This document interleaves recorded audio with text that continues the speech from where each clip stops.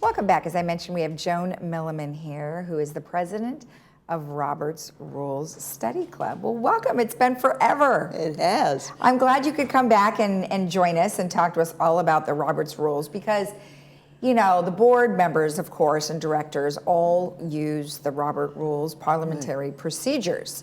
And we've had some situations where sometimes things are a little out of whack. And so tell me before we begin, why is it so important for us to use Robert's Rules? Well, I guess there are two reasons. One, it's so that everybody gets a chance to speak, both people for and against, and everybody speaks in turn. They have only one thing on the at a time spoken about. And the other thing is that we have a legal responsibility here in the village to pass certain things. And if they aren't done legally, and that's the way we do it. You know, you make a motion, you go through all of that and approve or not. And the approval or not is tricky. And if people are talking over each other and not being heard, you don't know, as an audience, what's really important. Right, right. You know, one thing I don't think I've ever asked you is what happens if you don't do the rules the way you're supposed to? I mean, is there somebody that can come in and say, or somebody might complain, and then how does that work? You can say point of order, and that usually means that they're not following the rules. And the chair recognizes the person who says point of order, which you can just call out, and they ask, what is your point of order? And the point of order may be that we are off topic, and the chair can decide whether to accept that or not. Oh, I see. So usually it is solved within the meeting itself, and it never goes beyond that. Usually, but sometimes things don't get voted on. For example, the chair may say, "I need a motion for this subject." Someone makes a motion. Do I hear a second? Okay. Motion's approved. Oh, whoops. There's no vote. There has to be a vote. Okay. And that's been something that's been recent. Okay, exactly. All right. So we have new board members that are here. You know, they're just were elected, and so what are some of the things that they should be keeping in mind? Be civil. Be civil. Okay. And have courage to say what you think. And the chair, a good chair, will be recognizing people in order. So that's basically it. And, and learn Robert's Rules.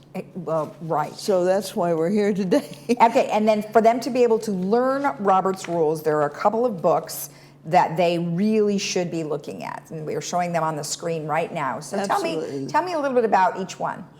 Well, the big one on the left is 700 some pages, and that's the just a night's reading. Just a night's reading, and that's the one that is the authority. Okay.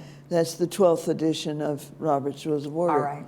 And the middle book is probably the best book to study. If you're going to study a book, it's really neat. Robert's Rules of Order in brief, and it really is. If you know the first 11 chapters, you know how to proceed in a meeting. Oh, okay. And the third one up there is a study guide from the National Association of Parliamentarians. And all you have to do is put in on your computer, NAP, the title of it, Membership Study Guide, NAP Study Guide. Right. And let me talk about each one a little bit, okay? Okay, yeah, go right ahead. So if you're going to study Robert's Rules, the next slide tells you that this book, if you've only got 30 minutes, you can read the chapters 2 through 4. Okay. If you've got 45 minutes before the meeting, you can read 2 through 6.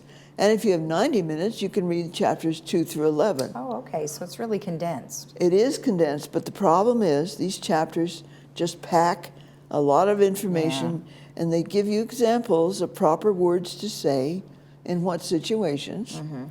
But the problem is, if the reader has questions about a topic that they're reading, there really isn't time to answer or look up the answers. Right, right. So the next thing would be the study group. And Robert's Rules, there's different kinds of study groups. Some of you know about Toastmasters, for example. That's a very good way to learn Robert's Rules, but we don't happen to have a Toastmasters. We have something similar on campus.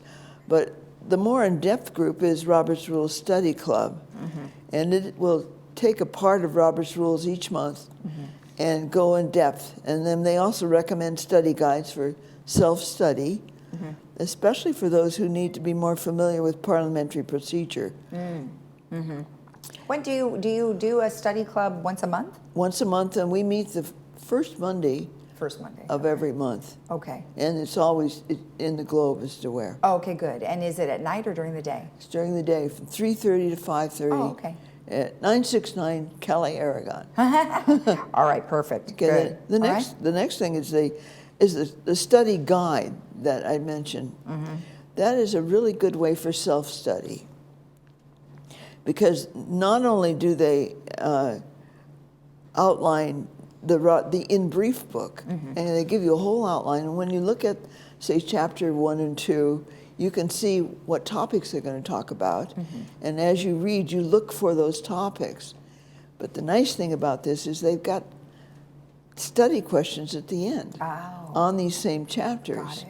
And so you read and you look for the guide, Yeah. and then you look for the practice questions at the end. Okay, well, that's good to have. And you especially can- if you're going to read the second book and you had a question, right? Could you find it in that one study guide?